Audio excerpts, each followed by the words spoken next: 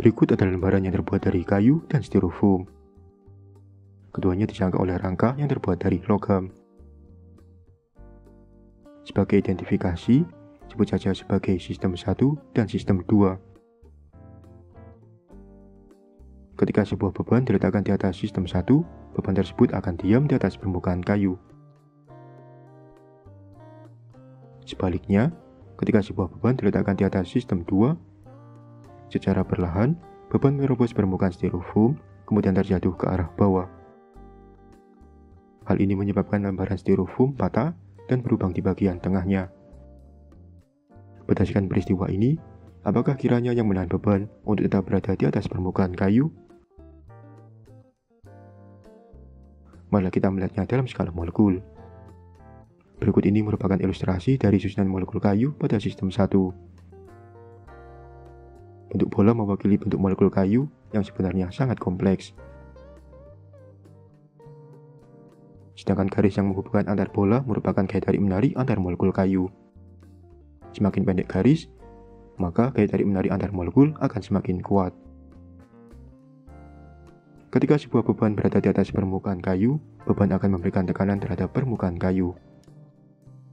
Hal ini mengakibatkan molekul kayu mengalami perubahan posisi bergeser ke arah bawah.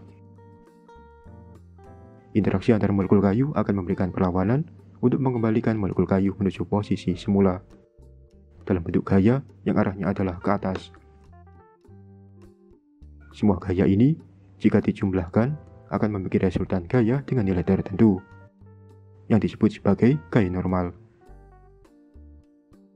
Dalam kondisi seimbang, besarnya gaya normal yang diterima oleh beban dan besarnya gaya gravitasi yang dialami oleh beban akan memiliki nilai yang sama, namun memiliki arah yang saling berlawanan. Itulah mengapa beban dalam kondisi diam, karena resultan gaya pada beban adalah 0. Pada sistem 2, gaya interaksi antar molekul styrofoam lebih lemah bila dibandingkan dengan molekul kayu.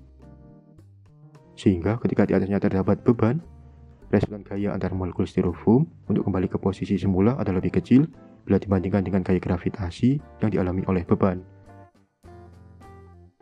Berdasarkan hukum Newton kedua tentang gerak, resultan gaya yang tidak sama dengan 0 pada suatu sistem akan menimbulkan percepatan.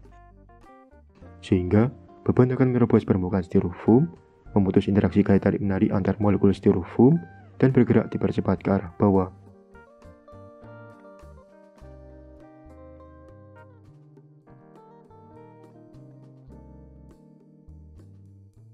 Sebagai kesimpulan, apakah yang dimaksud dengan gaya normal?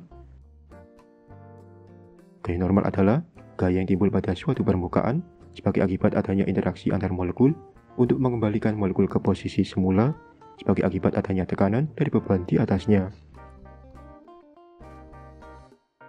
Dalam kalimat yang lebih sederhana, gaya normal adalah gaya yang mencegah suatu beban untuk menerobos suatu permukaan. Arah dari gaya normal adalah tegak lurus ke atas terhadap permukaan sentuh, atau dalam arah normal. Dalam proses perhitungan, gaya normal sering dilambangkan sebagai N.